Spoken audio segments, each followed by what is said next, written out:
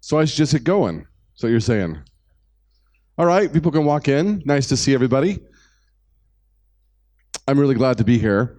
In fact, I'm so glad I tried to use Google Translate to show you how glad. And I can't really say, I tried to figure out how could I say this. I'd really love to say something in Russian. You all here are much smarter than I am. You can understand my English, and also you have this other beautiful language you speak. Добрый день. I think I got that one, maybe, close. Спасибо за возможность выступить.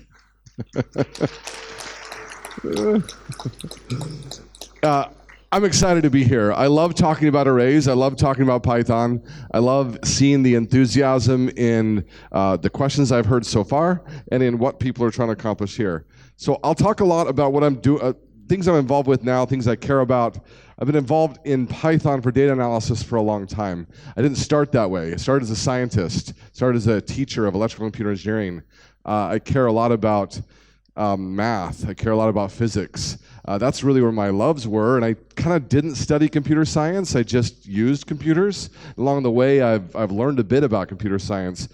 This is during a 20-year journey, and you can see kind of at the top where I've been personally at the Mayo Clinic, at Brigham Young University, at a company called Enthought. I started a company called Anaconda. I'm actually not there anymore full-time. I'm a director still. I'm still on the board of directors there, but I started another company called Quansight just a year ago.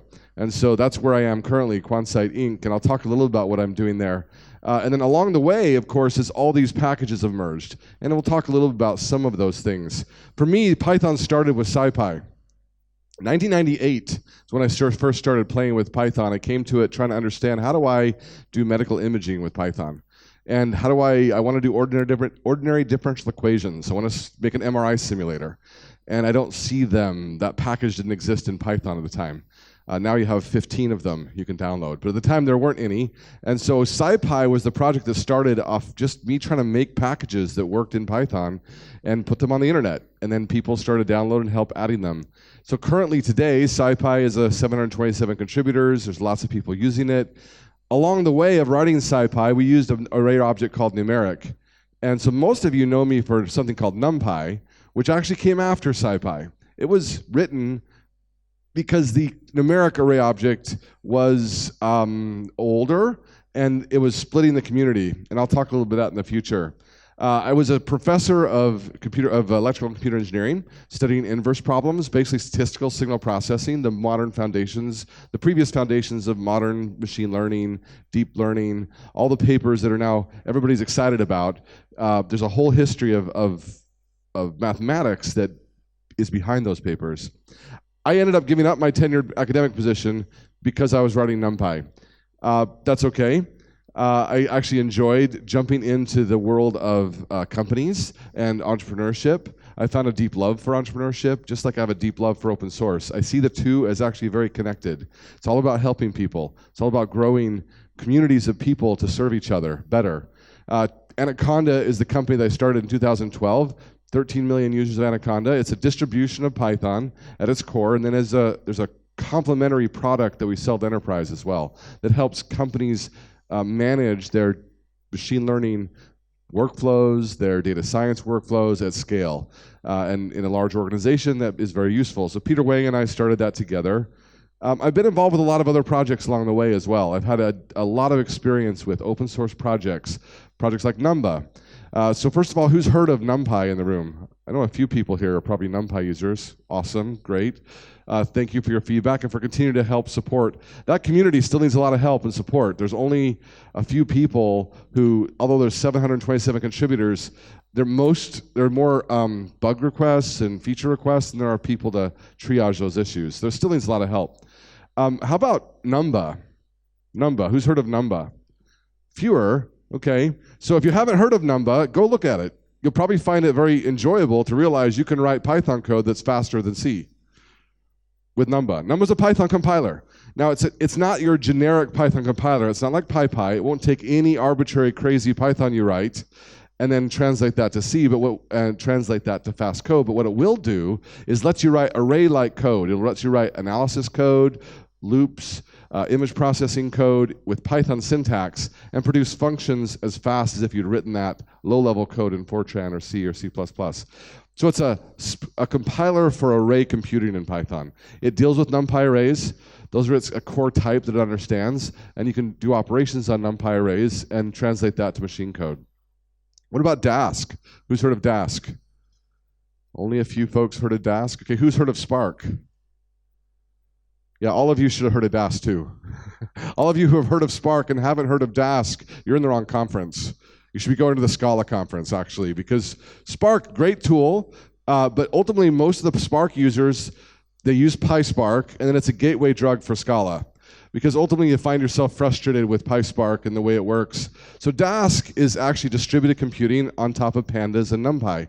And so it does the same kinds of things that Spark does, but for the Python user, it's a much nicer experience. So Dask is distributed computing done right with Python. Now, PySpark's fine, and if your company uses PySpark, it's okay. You don't have to hang yourself, it's fine. PySpark and Dask can work together. And in fact, today, who's using something like TensorFlow? Raise your hand if TensorFlow is on your radar. Yeah, today, 5 years ago, I would go to conferences and people would all talk about Spark and how Spark was going to be the way everybody wrote their code. We should all just learn Spark today. Why are you even learning Python since we should all be learning Scala? Fortunately, TensorFlow has helped me make that argument so that nobody's saying that anymore. Because they go out and they say, oh, okay, Spark is just one example of a runtime for large-scale computing. TensorFlow is another.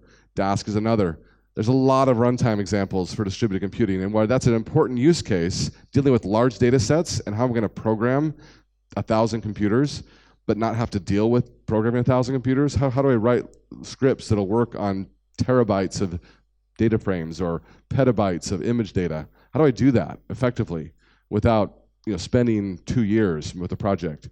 Those are the projects that Dask, and that's one of the things we did when we started Anaconda, was try to scale NumPy and Pandas to GPUs and to distributed computing. That's what NumPy and Dask were. Bokeh is a visualization library. It's a tool that lets you build. It also is an underlying tool that lets you write web applications, web visualizations using Python syntax. So you're using matplotlib, or you're familiar with how to plot with Python. Now you can use those same plot commands, but show a web application. Have the web do interactive web plotting. And then what about Jupyter? Any Jupyter users in the audience? Jupyter's a fast-growing notebook. Okay, what about Jupyter Lab? Anybody know what Jupyter Lab is? So Jupyter Lab is the next generation of Jupyter. It's basically a pluggable system for writing applications in the web. It's very, very powerful, and it's kind of Eclipse for the web, but with Python and data analysis at its center. It just is in 1.0 RC1. It's been basically 1.0 for users for a while, for about 6 months, but for developers, it's now, hey, it's ready to be built on, and you can rely on the tool. Very exciting project called Jupyter Lab I had the chance to be a part of. And then Panel is basically dashboarding for Python.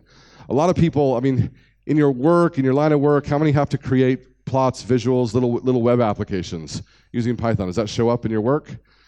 So Panel is a tool that lets you quickly go from notebooks or Python scripts to dashboarding solutions you can deploy quickly. It's part of the PyViz organization. Panel is like Shiny for R. It's also similar to Dash.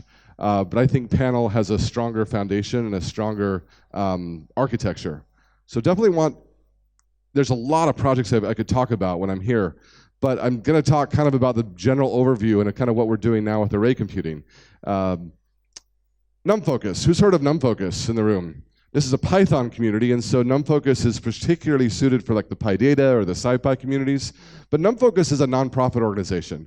I mentioned I really like creating organizations and companies and helping people organize at scale. That's something that matters a lot to me. NumFocus is a nonprofit, so I'm not sure what the similar concept would be in Russia, but in America, there's sort of for-profit companies and nonprofit companies. It's a tax status, basically. You're taxed differently if you're nonprofit. And the intent is that people can kind of publicize, hey, we're just here to try to do something useful and collaboratively. And that's what NumFocus is a nonprofit. It's organized by the community, for the community. It's currently got a growing staff of about 10 people. This was started in 2012 with one person. I brought in Leah, and I paid for her and hired her as part of the Anaconda team. And kind of NUMFOCUS's intent was to be a community sponsorable thing. So I'm just an advisor to NUMFOCUS now. I'm not involved the day-to-day. NUMFOCUS holds the trademark for NumPy, holds the trademark for Pandas. It provides legal and IP protection. And it's a place, you want to donate to NumPy's development, you can donate to NUMFOCUS.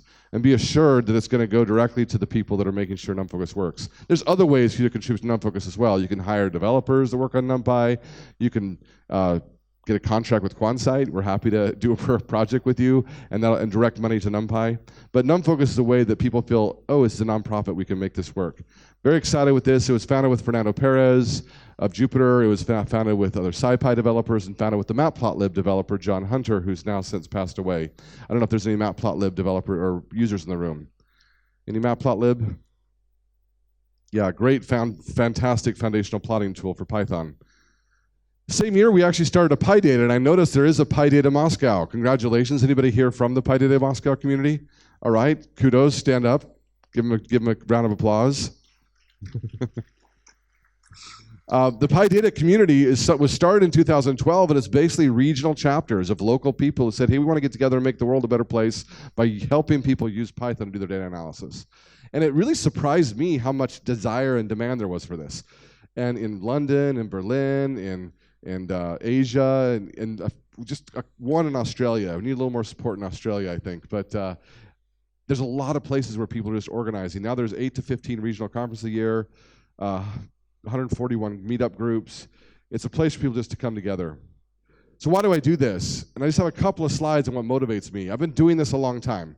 About 20 years I've been involved, 20, even more than that. I've been involved in doing open source development. Why? Why do I keep doing it? I hear a lot about burnout, I hear a lot about sustainability. I'm kind of one of the people they talk about when they say somebody keeps working on open source and then they get burned out and they stop doing it. And it's true, I felt those things. I spent a lot of time coding NumPy, I spent a lot of time coding SciPy, I spent a lot of time coding things and giving the software away, only to have people use it, kind of complain a lot, not necessarily contribute, argue a lot with you about, and sometimes they're right, sometimes they're just rude. There's a lot of challenges associated with being an open source contributor when there's just sort of like this emptiness. But there's also a lot of fantastic things that happen when you participate in open source. And if you do it in a measured way, it can be fantastic. For me, I've been able to keep doing it for 20 years because I have a foundation in my family. I have a relationship, this is my wife, my 6 kids, 3 boys, 3 girls. I've had this family longer than I had my Python family. Right? I started with this group early on when I was young. So I think you should find your family connections, whoever they may be. And your family can be a wide variety of things. It's the people, the relationships that matter most to you. Find them and develop them. That's most important thing you'll do. And then you can have the strength, the ability to keep contributing to everybody else. I also have a deep love for science. I am a geek. I am a science nerd. Anything a scientific topic, you can capture my attention, I'm interested. Just a couple of things I've been reading recently. I actually think we've come up with an answer for why quantum mechanics works. It's still nascent. It's not fully agreed on. A lot of people are discussing this. But I fundamentally believe quantum mechanics equations are information theoretic. It's an information geometry we're talking about. It has nothing to do with the world. It has to do with the way we work with the world. And there's finally a line of research that's showing this very concretely. It's called entropic dynamics. There's a couple of research in this direction. So that's really exciting because for a long time people have been confused, why does quantum mechanics work? What does it mean? We have all kinds of science fiction built around it. There's some answers for that now. There's also work in anthropology. There's a guy named Dunbar, social brain hypothesis. The science interest is what drives my interest in Python. Right? I didn't start, and I know that's not true for everybody. Many people, there's deep interest in just the computer science aspects. There's a lot of fun things that I've come to appreciate by getting to know many of you who come to these conferences at Python. But what motivates me is the interest in science and how that helps us understand our world better. So the social brain hypothesis, basically there's a linear scaling between the brain size of primates and the social groups they encounter. So that's just an observation you can make. And the hypothesis is that our brains are primarily used to interact with each other. They're primarily used to model each other, to understand each other, and it kind of, as you involve yourself with open source communities, you see the limitations of our brains all the time. You see the fact that we're actually trying to, well, now I'm trying to scale to millions of people in an open source ecosystem, and we don't do that very well, actually. It's really hard for us. We can kind of work with a smaller group and really understand a smaller group better. So how do we mix the neurology, our fundamental limitations of our brains, and still make progress as a society? That's something that interests me as well. I have a deep respect and sympathy with people all over the world. One thing I have loved about my participation in open source is the chance to go all over the world. It's the first time I've been here. I'm really grateful for the chance to be here. I've met a few people, and so far I'm super impressed. Super impressed by the quality of people, the intelligence, the interest, the passion. Lots of interesting people here. That's true all over the world. Actually, what connects us is much stronger than what separates us. And I keep finding that. I think it's really critical. If we have cooperative communities of diverse equals, it's an amazing force for creativity and innovation. It does amazing things for human advancement, which I consider to be, greater happiness and joy for more people. That's kind of my simple definition of human advancement. How do we get more and more of that? So, how do we actually cooperate effectively at scale, given the intrinsic limitations of our brains, our cognitive biases, our negative instincts? How do we kind of overcome some of those? What do we do? And I think science can help, and this is why my interest in Python, because array computing helps science really powerfully, actually. Helps people do science better.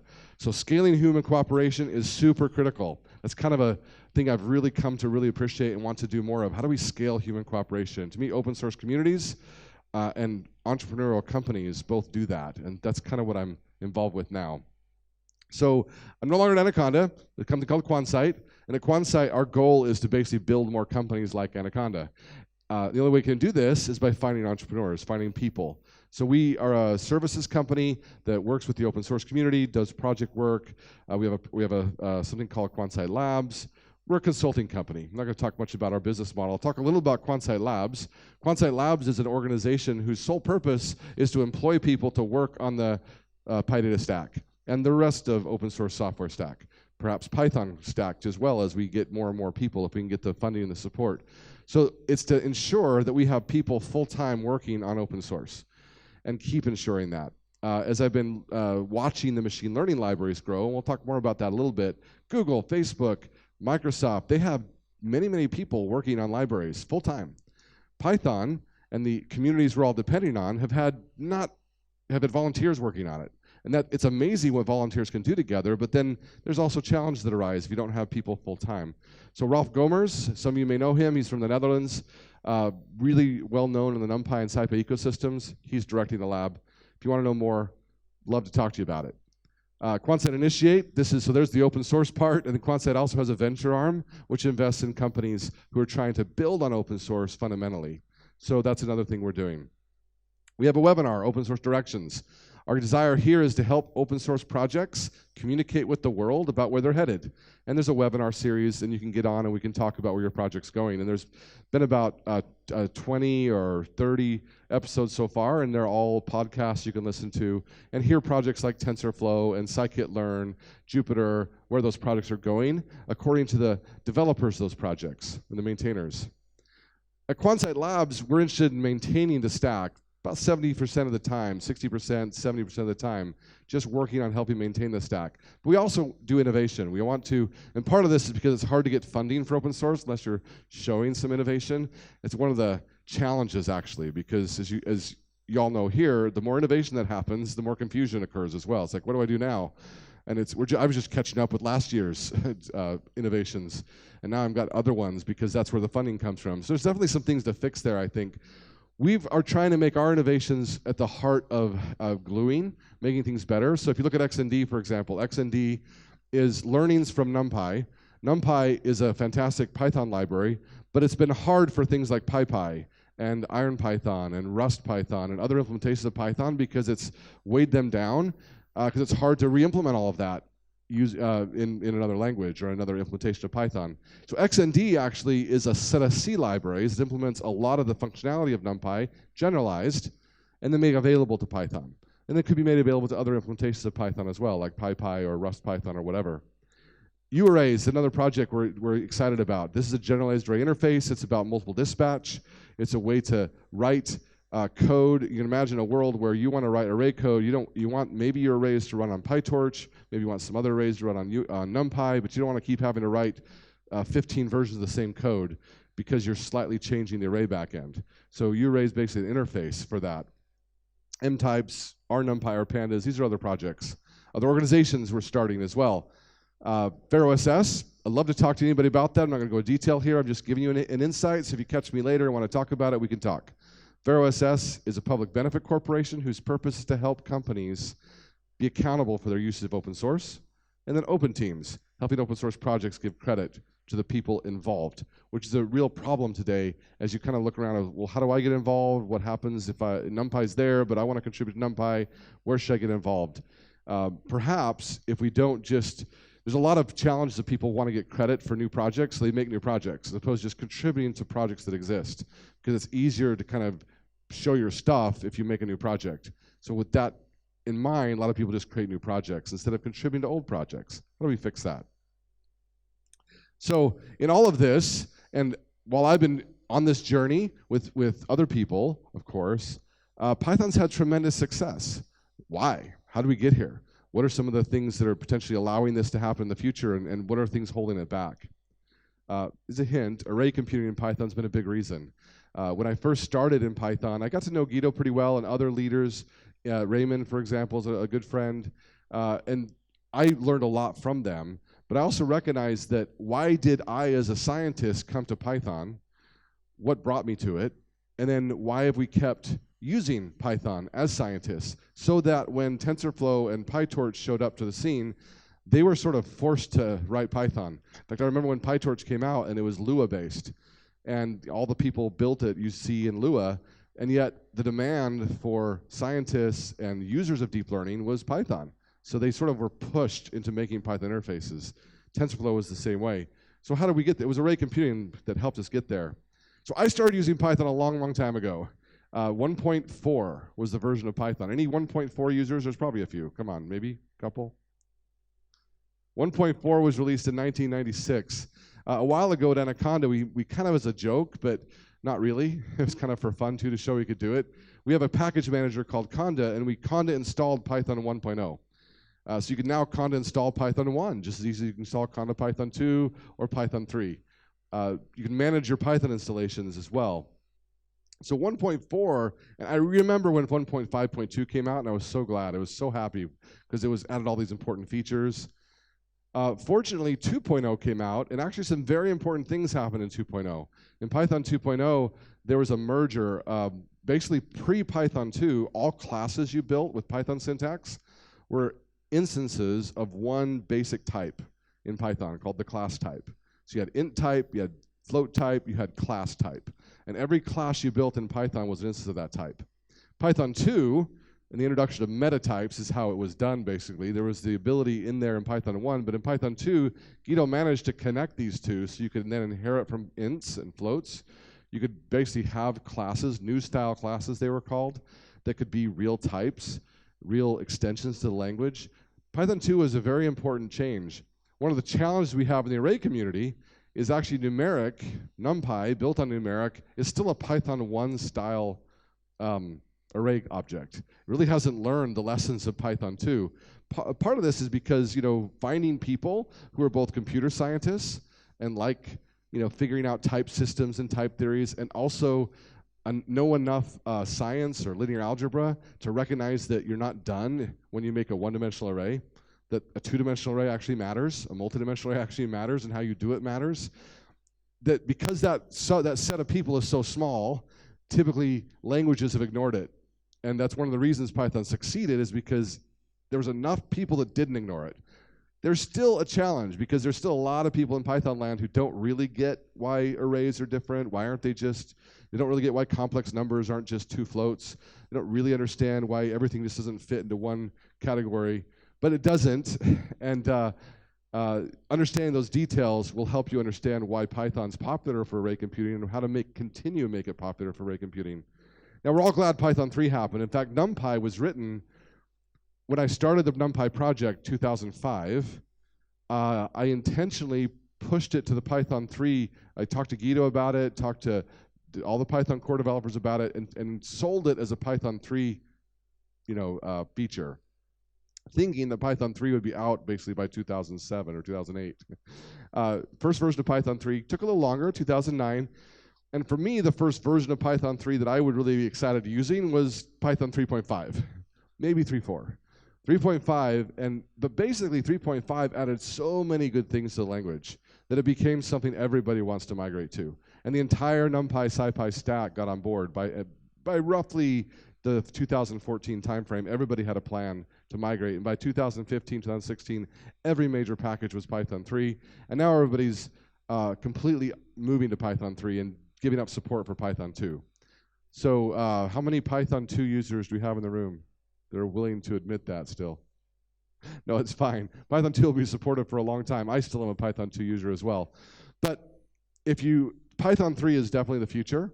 It's definitely got enough features now and enough support, so it's going to be the future, and all the packages will support it. Now, Python 2 will be around for another 5-10 years, but more and more will be supported just by companies. And the open source community, by next year, is going to be strictly on Python 3. All of our Quansight projects are Python 3. All the new future projects are Python 3 only. So NumPy didn't just spit out of a box. NumPy was there because very bright people. Jim Fulton's embarrassed when I point him out here, but he was one who I met in 1996 when I joined the Python community. He worked on a matrix.py object. So it's kind of a simple thing. He felt like it was a throwaway piece of code. Matrix.py, it defined a matrix in Python, and he put it on the internet and engaged with people in discussions about it. Because he engaged with people on those discussions, a community built up and said, hey, we should really define something here. And then there was also a graduate student named Jim Huguenin who had time to spend all his time working on something called numeric. And over the course of about 6 to 7 months, he built something called numeric.py. And numeric was a C code with some really clever typecasting, some really clever for loops that did fast math on blocks of data. And that was numeric Python. And that's what existed when I came to the language. If that hadn't existed, I probably never would have found Python. I'd probably still be using something else. So NumArray was the second one. I was a scientist at Mayo Clinic doing my MRI and ultrasound, things that I thought were fun. I came to use and supported Python in 1998 because, one, it was easy to understand the resulting code. It fit my brain, and I could think about my domain and not programming. Easy to connect to C and Fortran libraries. That connectivity is critical. That's why scientists use it. That's why it's so popular. Complex numbers built in. A lot of people ignored complex numbers. Java did, to their peril. Multidimensional arrays were supported by the syntax. Little things like colon, comma, colon in an index notation meant you could support multidimensional arrays from the beginning. There was an existing numeric Python. There are familiar examples about it. There's a community full of smart people. I could get things done. So NumPy was created to merge these array objects. Took a few years.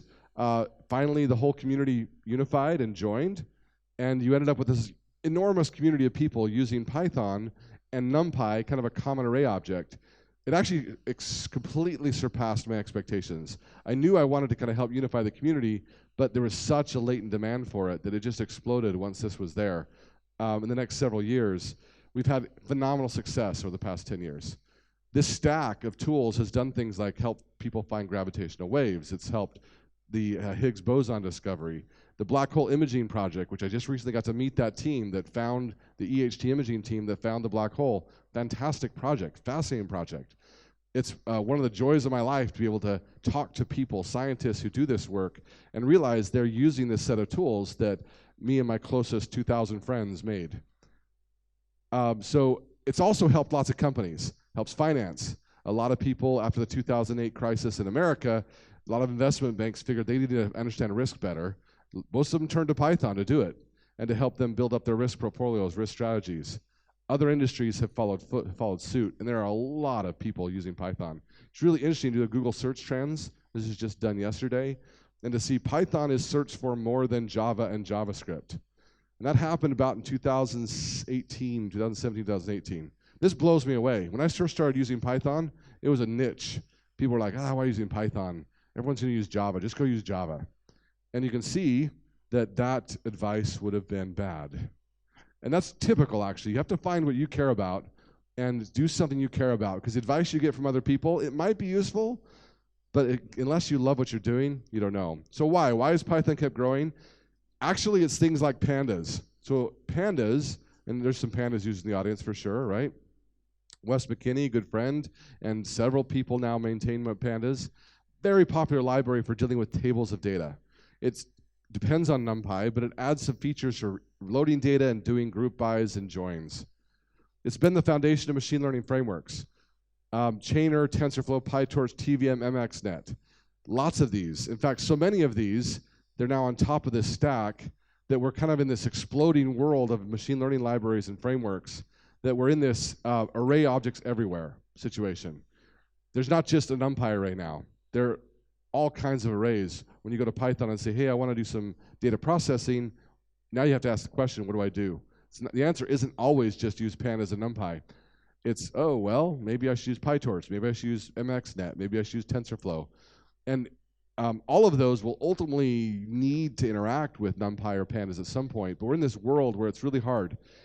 The big problem is that people are building stacks on top of them. It's not that there exist other array objects, it's that people are now building things like Torch diffie-q and TensorFlow diffie-q. Like the whole SciPy stack could be rebuilt on another array object, instead of just saying, hey, I have this functionality and I have objects I want to write on top of. So we have this divided worlds again. And it's something, it's definitely a problem on my mind. How do we fix this? How do we improve it? How do we help it? Deep learning framework, what's needed? There's a few things needed, and a lot of these libraries just implemented their own stack, except Chainer. Chainer built on the NumPy SciPy stack. TensorFlow is the most popular, but PyTorch is the most popular with researchers. So the people I talk to, developers I talk to, PyTorch is much favored over TensorFlow.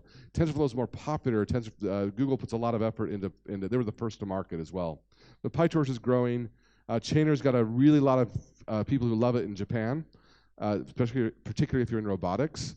Very popular. And then TVM is a framework for building deep learning libraries that's very, very powerful and something I would look into. It's still, I would say, a research project, but it's very popular and very useful for building tools. So a few slides on Chainer I'm not going to go into just because most people haven't heard of it. But there are unification efforts that are happening right now. And this is the most important thing in my mind over the next 5 years, is how are we going to use the power of Python to bring people together as we have this Cambrian explosion of capabilities in the market. Onyx is a great thing. It's about formats. You build models. And a deep learning model at its core is arrays with functions. So you have functions on arrays with more functions on arrays. It's not that complicated. It's not like it's some magic thing that happens. Now, the functions get kind of complicated, and then you do things like automatic differentiation, and those functions you want to run on GPUs, or you want to run on multiple cores. Like, there's actually some complication in the runtime, but in terms of specifying what you want to actually accomplish, it's not that. It's basically a sequence of Python functions on top of tensors or ND arrays. I mentioned TVM AI, something useful. So this is what's on my mind right now. Where do we go from here? We've got this wonderful world of capabilities now. You can do really anything you want as a scientist with the stack that's there. But how do we go from here? How do we get support? In fact, if NumPy had already supported GPUs and automatic differentiation, if that had already existed in NumPy when the TensorFlow and the PyTorch showed up, I don't think we'd have those libraries. I think it'd be much easier to support deep learning on just the raw stack. Chainer adding it, they didn't get enough marketing power to overcome the push that Google and the mindshare Google wanted to support their efforts. So we're not going to write a new array object. The plan is not to say, here, we're going to write one more NumPy to rule everything. But there were other additional things we did when we wrote NumPy. One was create a buffer protocol. Memory view objects, which are currently in Python. That was why I became a Python core developer for a few years. Why I got to know people pretty well is actually adding. We didn't get NumPy in the language, but we got the structure of NumPy in the language, in what's called the memory view object. And people actually vastly underuse it. And when you find out about it, the memory view and the buffer protocol, you actually become like a superpower. You become this person that can do amazing things, like fast database to array computation. And so I'm starting to see people do things with memory views. I saw the Python group, for example, use memory views really effectively. So we did that, and then we also did something called array interface, Dunder array interface, use the protocol methods to come up with our notion of what an array is. So what if we revisit these earlier efforts and kind of amplify them? And if you look at what XND is basically the buffer protocol extended to cross languages. So it's the memory view with a enhanced type system, now available for C, in C, so you can cross between Ruby and Python and Java and JavaScript and Node. You can basically have this cross-language buffer protocol. And then array interface, we're working, XND is fairly maturing. It's basically usable today. UArray, NumPy, these other efforts are just ongoing, just started. So I have some slides here, but in short of time, I'm going to jump ahead. XND is not a NumPy replacement, but if you're somebody looking to build tools, you can definitely use XND. XND's got it's got a type system, it's got mathematical computation, and it's got an array container. It can do things like arrays of strings, whereas NumPy can do arrays. It can do variable length strings. NumPy's arrays are all fixed strings. It can do arrays of pointers. It can do arrays of category types. It can do arrays of missing value data types. A lot of the data types that are missing, variable length arrays. So you want a ragged array. You want a two-dimensional array where the first dimension has length 3 and the second dimension is variable lengths. You can't do that with NumPy. XND allows you to do that. You can have category types. You can have very deeply nested JSON types, and then have an XND or a container around it, and then write fast code against that. Makes it very straightforward to do high-level bulk computing on data as opposed with high-level operations. It's a generalization of NumPy, as I've said. Arrow is another project that's a generalization of pandas. So a lot of people have heard of Arrow. Wes has been working on Arrow for a while. XND can be thought of as a generalization of NumPy in the same way. Okay, so my time is just about up. Unfortunately, I'm coming to the end. UArray is this goal, basically, to bring together all these high-level packages. They're all currently relying on NumPy and now PyTorch and TensorFlow. What if we actually we had a way for all these high-level libraries like SciPy, scikit-learn, to rely on an interface that then had multiple backends? The current NumPy backend, could be a PyTorch backend, could be a DAS backend. So that's that idea. Our NumPy, our pandas, this is a new project just started a couple of weeks ago. We're trying to take the core of NumPy, the core of pandas, and get its most basic element. NumPy is huge, API, pandas is a huge API. If we shrink them, find their core element, we have more of a hope of implementing the universal array interface. So what's the future? Well, as I mentioned before, I'll restate it. There was a Cambrian explosion of array computing over the past 5 years. It's glorious. It's wonderful. It's allowed us to do amazing things. And you, as a Python user, you can do data science, you can do deep learning, you can do machine learning, you can do more than just, you can go everywhere from cooking toast to making breakfast. It's amazing what you can do with Python today because of this, but it's also confusing. And so over the next 5 years, I hope we see more standardization and more unification of some of the APIs so that the next platform that our future 5-year friends come into will be stronger and a better foundation for the future. So that's what I came here to talk about. I really appreciate being here.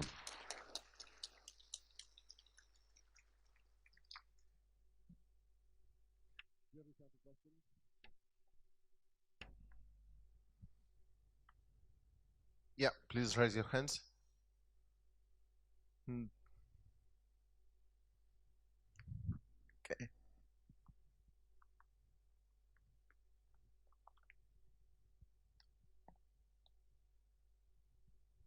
Hello, Travis. Oh, Raymond, yes.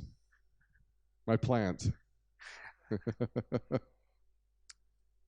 So in the Cambrian explosion that's going on, will it be just Python-centric, or do you think languages like Julia will come to participate heavily in this Cambrian explosion? Will we see a net unification of the world or a splitting out of the world? Yeah, that's a very good point, Raymond, because I didn't talk about that dimension. The fact there are actually other languages participating, Julia being one of them, but Swift actually having taken off because of TensorFlow's push for Swift for TensorFlow, for example, and then Node and WebAssembly. I think Python will still be a very strong player. I think there will be, for the next over 5 years, growth discussions. Julia, for example, is turning out to be a fantastic research language that is giving rise to information. The question always remains is what I've seen happen is Julia does exploration in new ideas. Those ideas get ported to Python pretty quickly, and Python keeps getting the features sufficiently to keep people from jumping ship. Obviously, there's some limitations to that because Julia has some foundational things it's doing that are different. But I think that'll continue for at least another 10 years. I don't see Julia as displacing Python for at least 10 years. And maybe it's some other version. So I would look at actually things like Swift, possibly. I see a really strong future for Python for at least 5 to 10 years because of just the momentum and the history and all the people that are doing code in this world. Now, if we can go past that 5 to 10 years, we'll have to do with what we do with Python. Because if we can definitely mess things up so that 5, 10 years from now, we get replaced completely by something else. So I think there's work we have to do if we want to continue with it. Other questions? Thank you very much for your talk. You're doing a very great job. I have maybe a very silly question about previous slide. Why is R NumPy and R pandas? Why is R? What is R? Reduced. Yeah, Yes. it's kind of a bastardization of our Python from our PyPy friends. It's not the same purpose, but reduced is what it means. Like, so take the massive API of NumPy, shrink it down to a core, and then the idea being, could you actually write NumPy on top of that core? And if you could do that, then you could actually make an easier thing to have a runtime that's supported by other code. Python needs the same thing. There needs to be like a reduced C API for Python. Many core developers, there's some discussion about how do we help improve how you extend Python.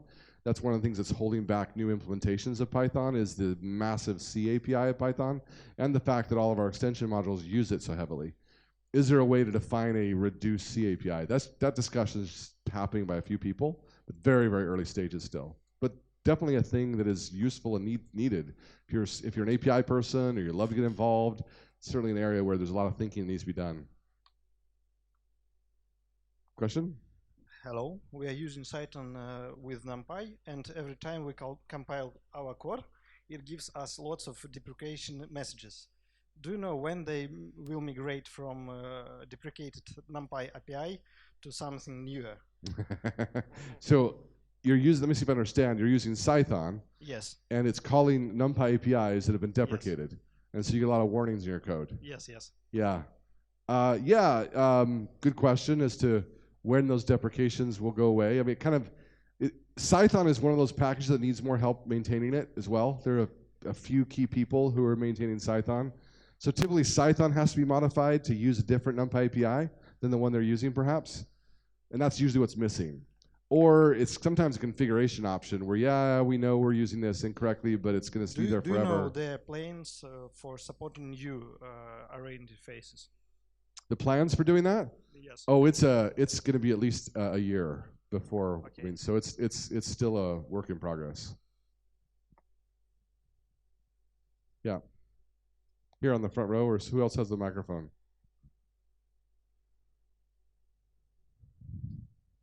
Yeah, hello, Travis. Yeah, thanks for the talk. I was thinking, well, vectorization is definitely a good way to speed up the computation, right? It's usually more effective than using threading, especially in Python. But the thing is, I guess in most cases it would really make sense to make a combination of those things because it will speed up things even more. But as far as I understand, projects like Dask, for example, they don't really do this thing there. Like when you're calling C code, you don't need to take the GIL, and you can do whatever you want. You can spawn more threads and so on. But Dask and several other projects I know, they just rely on whatever concurrency model you pass to them, and they don't really make those moves on their own. So my question is, like, why is that? And maybe I'm wrong, and there are some projects that kind of address that and try to combine the vectorization with multi-threading to use in Python. Yeah, I'll step back a ways from your question so I can answer it better, I think. One thing I didn't mention in this talk, which I have other times, is Python brings together different kinds of developers. right? It brings together what I call occasional developers or domain experts who they don't really want to know about threading or concurrency or the latest fancy approach. They wouldn't know that what they're doing is called vectorization, for example. They want to just write code at a high level in terms of objects they understand in their domain. So that domain, and Python affords that kind of interaction, which is why it's become popular. Lots of people, that's the way they want to sit. Now, Python also attracts enough real developers so that we can get some really cool things like, oh, here's an async IO interface, or here's threading, or here's and I think what we need is for a better runtime support. Right, so what you see is people here kind of thinking, oh, this is the API I want to use. And they don't, there's actually a dearth of people supporting that group. That's my answer, is that the reason Dask doesn't do it is Dask primarily is populated by users, domain experts, who just want to, they're saying what they want to spell. They're saying how they want to write the code. They're really open to people giving them better runtimes. Right, so that's where I think there's a lot of opportunity is to think of the SciPy and the NumPy user group as a bunch of users who have specified an API, and that's what I'm trying to do with some of these projects is really reify that concept, because it's kind of blurred right now with NumPy as a project. It's kind of both, oh, it's a developer library, but it's also really an API, and you can't tell which is which if you're a developer, and so it's confusing. But if we kind of make that clearer, then you can improve things. Concurrency is part of the challenge and the other answer to that question is there's different stages of concurrency. For example, NumPy users today will call a linear algebra library written with the MKL libraries or written with pthreads. And there's basically a concurrent computation going on in the underlying blocks of memory that the Python user is unaware of. Threads are spinning up, doing computation on their data. The Python user just said, I want to do a linear algebra multiplier. I want to do an SVD calculation. I want to do some large-scale work. They didn't care that it went and did it in parallel. And in fact, so because of that, if a Python user came in and said, oh, I'm going to control and concurrently do this, you're likely going to do it slower than what the low-level library did it anyway. So figuring out how to blend concurrency APIs is critical. I think, to me, that's the power of async. For Python, is that's the right level of concurrency thinking at the Python level.